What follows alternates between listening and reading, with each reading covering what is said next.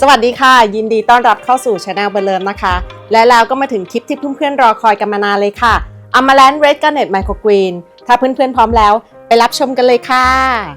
ก่อนที่เราจะปลูกนะคะเรามาดูประโยชน์ของ Amaranth Red Garnet Microgreens กันก่อนค่ะเนื่องจาก Amaranth สายพันธุ์ Red Garnet ของทางเบอร์เลิมนะคะเป็นสายพันธุ์ที่มีสีแดงเข้มและสีแดงเข้มของ Microgreen นี้นะคะก็มาจากเบตาเลนซึ่งเป็นสารต้านอนุมูลอิสระช่วยป้องกันการอักเสบลดความเสี่ยงโรคหัวใจและมะเร็งบางชนิดได้ค่ะอีกทั้งยังมีวิตามิน A และลูทีนที่ช่วยปกป้องดวงตาจากความเสื่อมตามอายุและลดความเสี่ยงของโรคต้อกระจกและยังอุดมไปด้วยวิตามิน C ที่ช่วยกระตุ้นภูมิคุ้มกันและเสริมสร้างการป้องกันโรคหวัดหรือการติดเชื้อต่างๆค่ะและนอกจากนี้นะคะก็ยังมีธาตุเหล็กและโฟเลตที่สูงที่ช่วยบำรุงเลือดและมีโพแทสเซียมและแมกนีเซียมที่ช่วยควบคุมความดันโลหิตและมีไฟเบอร์ที่ช่วยกระตุ้นการทำงานของลำไส้ด้วยค่ะสำหรับไมโครกรีนชนิดนี้นะคะนกแนะนำให้รับประทานสดค่ะจะทำเป็นสลัดแซนด์วิชหรือจะใช้เป็นท็อปปิ้งในอาหารต่างๆเพื่อเพิ่มสีสันและสารอาหารก็ได้ค่ะประโยชน์เยอะขนาดนี้เพื่อนๆอย่าลืมปลูกทานกันดูนะคะมาเข้าสู่การปลูก Amaranth Red Garnet Microgreens กันค่ะขั้นตอนแรกให้เราเช็คดินทุกครั้งก่อนปลูกนะคะถ้าจับแล้วรู้สึกถึงความเย็นและความชื้นของดินก็นำมาใส่ภาชนะปลูกได้เลยค่ะภาชนะที่นกใช้ปลูกนะคะก็จะมีแบบถ้วยกลมและถาดสี่เหลี่ยมค่ะปริมาณดินที่ใส่นะคะเมื่อเวลากดดินแล้วเนี่ยดินจะต้องมีความสูงอย่างน้อยครึ่งหนึ่งของความสูงในภาชนะปลูกค่ะพอใส่ดินแล้วอย่าลืมกดหน้าดินให้เรียบเสมอนะคะเพราะจะช่วยให้เราโรยเมล็ดได้ง่ายขึ้นและทำให้รากเกาะยึดกับดินได้ดีค่ะ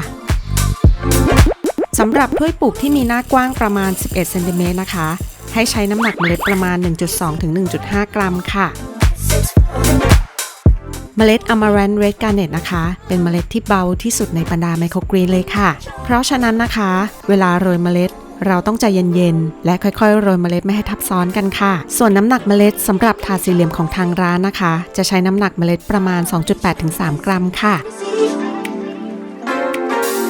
จากนั้นให้เราใช้ฟอกกี้ฉีดพ่นไปที่เมล็ดค่ะอย่าฉีดใกล้ไปนะคะเพราะความแรงของน้ำที่ฉีดอาจทำให้เมล็ดเคลื่อนตัวได้ค่ะจากนั้นนะคะให้เราทับซ้อนถาดค่ะเนื่องจากเมล็ด Amaranth Red Garnet นะคะเขาเบาและเล็กมากๆเพื่อนๆไม่จำเป็นต้องหาวัตถุที่มีน้ำหนักมาวางไว้ก็ได้ค่ะ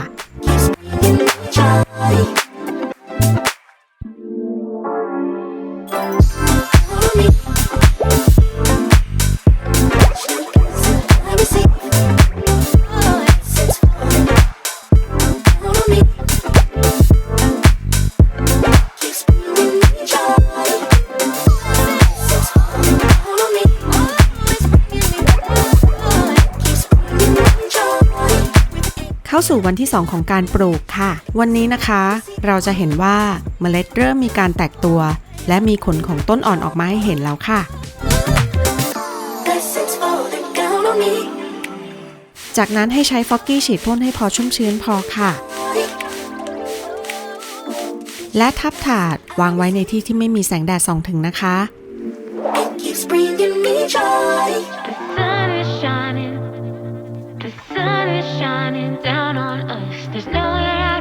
วันที่3เราจะเห็นได้ว่าน้องพยายามแทรกตัวมาที่ขอบถาดเพื่อหาแสงนะคะดูน่ารักมากๆเลย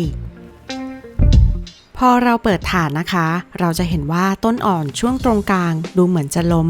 ไม่ต้องห่วงนะคะเดี๋ยวน้องๆจะค่อยๆตั้งตรงขึ้นมาเองค่ะวันนี้ให้เรารดน้ำด้วยบัวรดน้ำนะคะและไม่ต้องใช้ผ้าคลุมเหมือนต้นไมโครกรีนชนิดอื่นเลยค่ะเพราะน้องๆสูงเกินขอบถาดขึ้นมาแล้วเราก็สามารถพาไปเจอแสงได้เลยค่ะ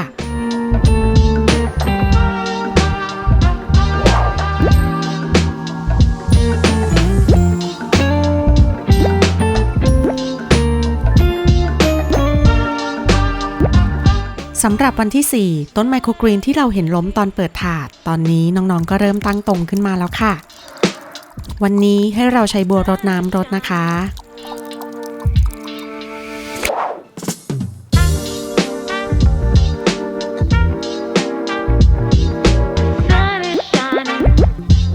เข้าสู่วันที่5ของการปลูกนะคะเราจะสังเกตได้ว่าใบน้องจะเริ่มมีความใหญ่มากขึ้นและก็มีเฉดสีเขียวตุ่นๆที่ใบค่ะ วันนี้ให้เรารดน้ำด้วยบัวรดน้ำนะคะ จากนั้นให้เรากลับถาดอีกด้านเพื่อให้ต้นที่โค้งหาแสงนะคะมีความตรงมากขึ้นค่ะ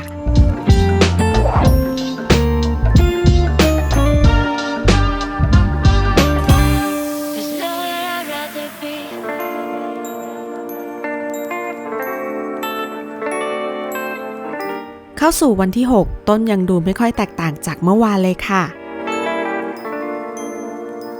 วันนี้ให้เราใช้บัวรดน้ำรดนะคะจากนั้นนะคะให้เราคอยกลับถาดอีกด้านเหมือนเดิมค่ะเพื่อให้ต้นที่โค้งหาแสงมีความตรงมากขึ้นค่ะ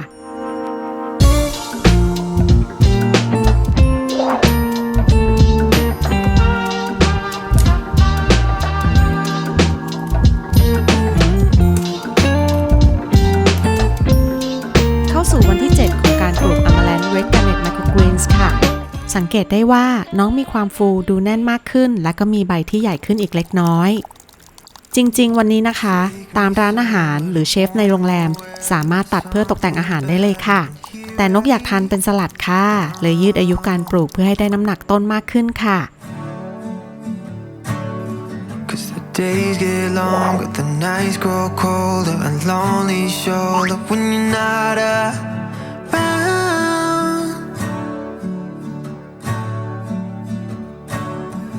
Tell me, do you วันที่ 8 น้องจะมีความสูงและก็มีความฟูแน่นขึ้นอีกเล็กน้อยค่ะ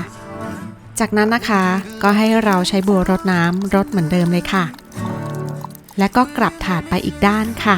goes down? Will you love me to the stars? วันที่ 9 นะคะสำหรับนก Amaranth Red Garnet Microgreens เป็นวันที่ดูสวยมากๆค่ะ Do you เพราะน้องเขาทั้งฟูทั้งแน่นทั้งแข็งแรงเวลากระทบกับแสงนะคะต้นก็จะดูสีแดงสดมากๆเลยค่ะ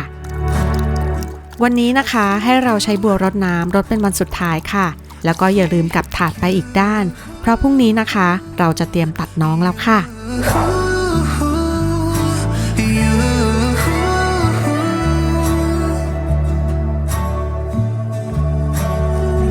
เข้าสู่วันที่ 10 ของการปลูก Amaranth Red Garnet Microgreens ค่ะวันนี้ก็จะเป็นวันที่เราเก็บเกี่ยวน้องแล้วค่ะสำหรับใครนะคะที่ไม่มีเวลาตัดวันนี้ก็สามารถยืดอายุการปลูกต่อได้อีก 5-6 วันค่ะนกจะชอบความรู้สึกในการโอบและการตัด Amaranth Red Garnet Microgreens มากๆค่ะเพราะน้องเขาดูทั้งแน่นและนุ่มเหมือนใยไหมเลย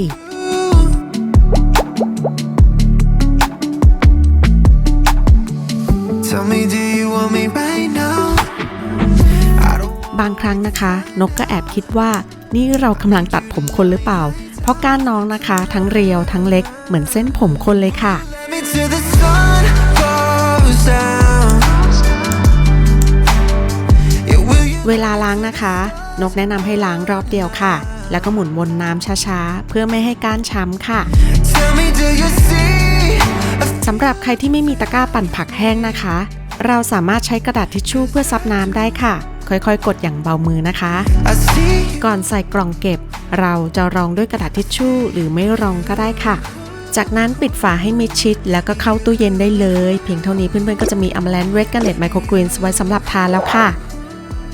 หากเพื่อนๆสนใจสั่งซื้อเมล็ดไมโครกรีนและอุปกรณ์การปลูกสามารถเข้าไปที่ description หรือรายละเอียดด้านล่างของคลิปวิดีโอนกแปะลิงก์ไว้ให้เรียบร้อยแล้วค่ะ